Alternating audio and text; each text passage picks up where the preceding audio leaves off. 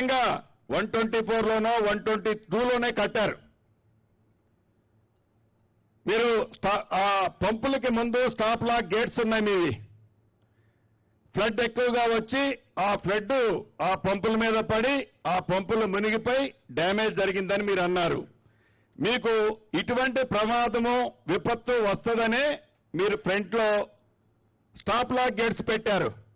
మీ stop lock gates ఆ రోజు పని చేశాయా? చెయ్యకపోతే దానికి ఎవరి మీద మీరు యాక్షన్ తీసుకున్నారు? ఆ స్టాప్ లాక్ గేట్స్ పని చేయని కారణంగానే తెలుసో తెలియకో మీరు లో లెవెల్లో కట్టిన పంపులు మునిగాయి. దాని ఫ్రంట్ ఉండే వాల్ కూడా టోటల్ గా కొలాప్స్ అయింది. సుమారు వందలాది కోట్లు ప్రజల సొమ్ము దుర్వినియోగమైంది. ఆ టెక్నికల్ గా ఎవరు దానికి డిజైన్స్ అప్రూవల్ ఇచ్చారు? ఆ డిజైన్స్ అప్రూవల్ ఇచ్చిన అధికారుల మీద కనీసం ఏమన్నా రివ్యూ చేసి దాన్ని మీరు డిబేట్ పెట్టారా?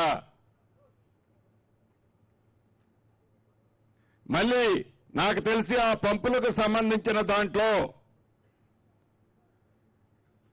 రాష్ట్ర ప్రభుత్వం నుంచి మళ్లీ డబ్బులు ఇచ్చే కార్యక్రమంలో భాగంగా ఒక ఫైల్ సర్క్యులేట్ అవుతుంది, ఫైనాన్స్ లో ఉందని నాకు తెలిసింది. ఇది నిజమా అబద్ధమా?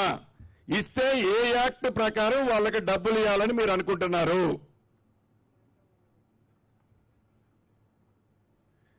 నెక్స్ట్ పాయింట్, ఏదైతే మీరు ఈ డ్యాము కానీ డ్యాము విషయానికి వస్తే మీరు ఫైనల్ బిల్లు డ్యాముకి ఇచ్చారా? ఇందాక ఎగ్జిక్యూటివ్ ఇంజనీర్ నోటీసు ఇచ్చేటప్పుడు ఇచ్చాడని చెప్పాను 2022లో. ఎగ్జిక్యూటివ్ ఇంజనీర్ నోటీసు ఇచ్చేటప్పటికి వాళ్ళ లయబిలిటీ పీరియడ్, ఆ డ్యాము కట్టిన వాళ్ళ లయబిలిటీ పీరియడ్ 2 ఇయర్సా 3 ఇయర్సా మీరు మెన్షన్ చేశారు. అది విత్ ఇన్ ది పీరియడ్ లో ఉందా లేదా? ఉండి ఉంటే ఏజెన్సీతోనే మీరు మంత్రి గారు కానీ మీరు కానీ ఇప్పుడు ఈ డ్యాముకు జరిగిన నష్టాన్ని ఏజెన్సీతో కట్టించాల్సిన అవసరం ఉంది కదా. దీంట్లో ఏదైతే మీరు ఏజెన్సీతో చేసే దాంట్లో ఈ డ్యామేజెస్ ఏదైతే మీరు ఆనాడు ఎగ్జిక్యూటివ్ ఇంజనీర్ ఐడెంటిఫై చేసింది దాన్ని దృష్టిలో పెట్టుకొని మీరు ఎక్స్పీరియన్స్ సర్టిఫికెట్ ఆ ఏజెన్సీకి ముందెప్పుడు కంప్లీషన్ అని ఇచ్చారు. కంప్లీషన్ అని ఇచ్చిన దానికి దీనికి మీరు కంపారిజన్ ఎలా చేస్తున్నారు? ఈ రోజు కూడా నాకు తెలిసి మీరు ఫైనల్ బిల్ ఇచ్చినట్టు లేదు. మీ మెజర్మెంట్స్ కంప్లీట్, మీ ఎంబుక్ మెజర్మెంట్స్ కంప్లీట్ అవ్వలేదు. అవనప్పుడు పంప్ హౌస్ కానీ వీళ్ళకి కానీ ఎలా ప్రభుత్వం నుంచి మళ్లీ డబ్బులు వాళ్ళు అడగటం కానీ మీరు ప్రపోజల్ చేయటం కానీ ఎంతవరకు సమంజసమో నేను అడుగుతున్నాను. నెక్స్ట్ పాయింట్,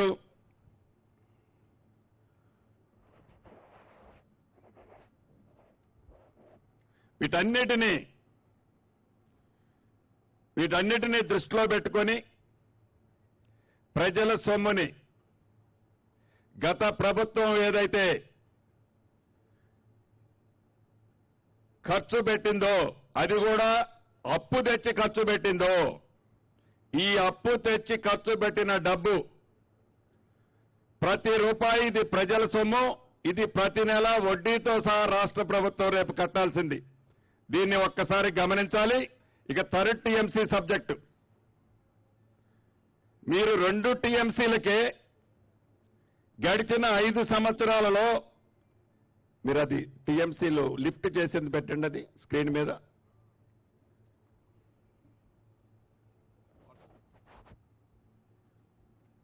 వాటర్ మీరు ఒక్కొక్క పంపులో లిఫ్ట్ చేసినట్లు చూపించారు చూడండి.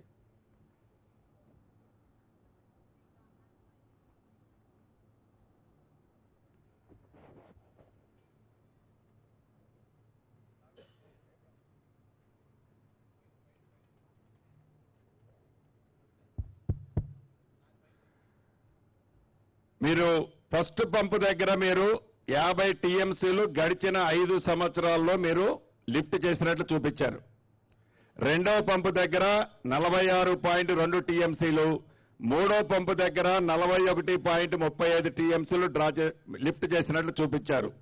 అంటే ఫస్ట్ నుంచి లాస్ట్ వరకు డిఫరెన్స్ 9 టీఎంసీలు ఉంది. నాకు తెలిసి ఈ మధ్యలో ఆయకట్టు ఉందా? ఈ గోదావరి ఫ్లడ్ బ్యాంక్